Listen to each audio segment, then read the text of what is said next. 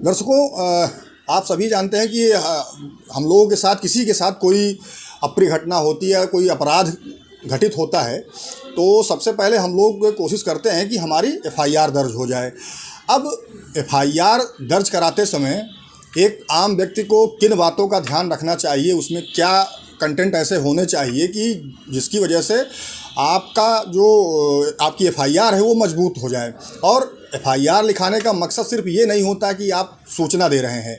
FIR लिखाने का मतलब ये होता है कि उस पर जब वो दर्ज हो जाता है, उस पर नंबर पड़ जाता है, अपराध संख्या क्राइम नंबर पड़ जाता है, तो इसका मतलब है कि वो आगे तक आपके काम आएगी। यानी कि जब भी आप मुकदमा लड़ेंगे तो बेस वो एफआईआर ही होती है कि जिसके आधार पर आगे मुकदमा मजबूती से आप लड़ सकते हैं और किसी को सजा आप दिलवा सकते हैं। तो हम इसी बात पर आज चर्चा करेंगे कि एफआईआर में क्या कंटेंट होने चाहिए। देखिए, अक्सर ये होता है कि हम लोगों के साथ कोई घटना घटित हुई और हम लोग तुरंत थाने पहुँचे कि भाई हमारे साथ ये घटना हुई है, तो एक प्रार्थना पत्र मांगा जाता है कि एक प्रार्थना पत्र दीजिए तो हम आपकी एफआईआर दर्ज करें।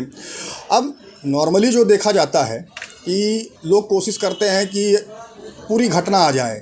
अब पूरी घटना में कुछ लोग ऐसे होते हैं कि पूरी उसमें एक तरह से कह लीजिए कि राम कहानी लिख देते हैं।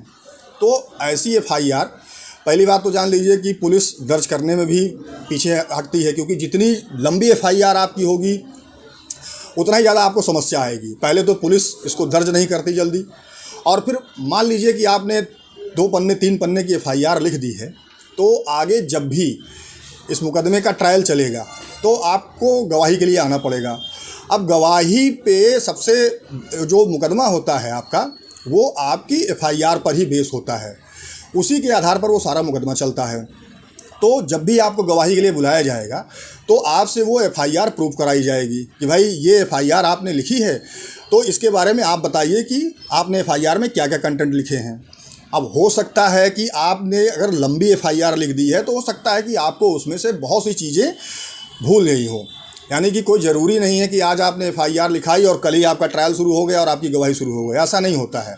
एफआईआर लिखाने के सालों बाद 6 महीना, साल भर, कुछ भी समय लग सकता है चार्जशीट दाखिल होने में। तो उस बीच नॉर्मली ये होता है कि एक आम इंसान के लिए कि उसने जब एफआईआर लिखवाई थी तो उसमें क्या कंटेंट दिए थे और क्या क्या चीज़ें उसमें बताई गई थी, तो ये चीज़ें अक्सर होता है कि हम लोग भूल जाते हैं। ऐसी स्थिति में आपको और सबको ये ध्यान रखना चाहिए कि जब भी आपके साथ कोई घटना घटित होती है तो आप एफआईआर लिखाना चाह रहे हैं तो कोशिश करिए कि एफआईआर जितने कम शब्दों में हो उतना अच्छा है। कोशिश करिए कि जो आपके साथ एक्चुअल घटना घटित हुई है आप उसी घटना को एफआईआर में लेके चलिए और ज़्यादा इधर उधर की बातें आप उसमें ना लिखिए। उससे फ़ायदा ये होगा कि जब भी आपका मुकदमा ट्रायल स्टेज पर आएगा तो आपको ये याद करने में आसान रहेगा कि आपने एफआईआर में क्या लिखाया था। अब जैसे अक्सर होता है कि जो दहेज की एफआईआरें होती हैं उसमें महिलाएं बहुत लंबा चौड़ा लिखा देती हैं। फिर होता क्या है कि जब इस पर ट्रायल स्टेज पर जब मुकदमा चलता है तो जब उस एफआईआर पर पूछा जाता है तो इसमें लोग गड़बड़ करना शुरू कर देते हैं। मान लीजिए कि आपने ही कोई एक एफआईआर, कोई लंबी चौड़ी एफआईआर लिखवा दी है, ट्रायल स्टेज पर आपसे जब गवाही की स्टेज आई तो आपसे ये पूछा जाता है, जो डिफेंस काउंसिल होता है वो उस एफआईआर पर ही आपसे पूछता है। मान लीजिए कि आपने एफआईआर में कुछ लिखा है और गवाही के समय पे आपने कुछ और बोल दिया। ऐसी स्थिति में आपकी एफआईआर जो है वो आपके घटना को साबित नहीं करती है।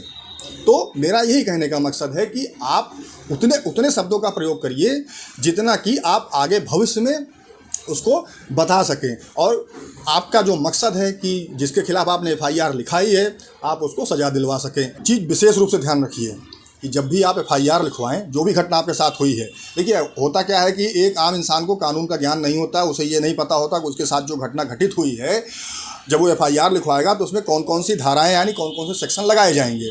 ऐसी स्थिति में कोशिश ये करिए कि एक्चुअल घटना लिखिए ताकि धाराएं सही रूप से आपकी एफआईआर में लग सकें। और यदि कोई कानून का जानकार आपके आसपास अगल बगल आपके साथ है तो उससे एक बार आप सलाह ज़रूर ले लीजिए कि ये हमारे साथ ये घटना हुई है, अब इसको हम कैसे लिखें कि मजबूत से मजबूत धाराएँ इसमें हमारी एफआईआर में आ जाएँ। पहली चीज़। दूसरी चीज़ दर्शकों, एक बात और विशेष रूप से ध्यान रखिए कि अक्सर ये होता है कि कुछ हमारे देश में बहुत से ऐसे लोग हैं जिनको लिखना पढ़ना नहीं आता है, लेकिन उनके साथ जब कोई घटना हो जाती है तो उनको भी FIR लिखवाने की ज़रूरत पड़ती है। ऐसी स्थिति में वो किसी ऐसे व्यक्ति से FIR लिखवाते हैं जो कि पढ़ा लिखा होता है। तो ध्यान रखिए कि जब भी ऐसा कोई कार्य करिए कि मान लीजिए कि कोई अनपढ़ व्यक्ति है जो लिखना या पढ़ना नहीं जान रहा है, तो वो यदि किसी दूसरे से आप FIR लिखवा रहे हैं तो उसी व्यक्ति से कहिए कि भाई पढ़ के आप हमको सुनाइए कि आपने हमारी FIR में क्या लिखा है। जब पढ़ के आप उसको सुन लीजिए, समझ लीजिए, आपको लगे कि हाँ जो घटना एक्चुअल में हमारे साथ हुई है वो इस FIR में लिखी है, तो उस पर आप अंगूठा लगाइए, दस्तखत करिए, तब आप दीजिए।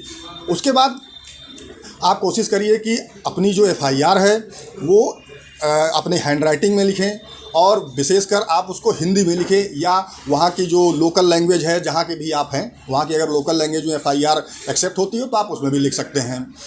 यदि आप FIR टाइप करवा रहे हैं, यानी कि आप अपने हैंडराइटिंग में नहीं दे रहे हैं, आप टाइप करवा के देना चाहते हैं, तो टाइप कराने के बाद आप उसको फिर से एक बार पढ़ लीजिए, समझ लीजिए, यदि कोई करेक्शन है तो उसको तत्काल कर दीजिए। ऐसी स्थिति में आपका जो मकसद है वो हल हो जाएगा।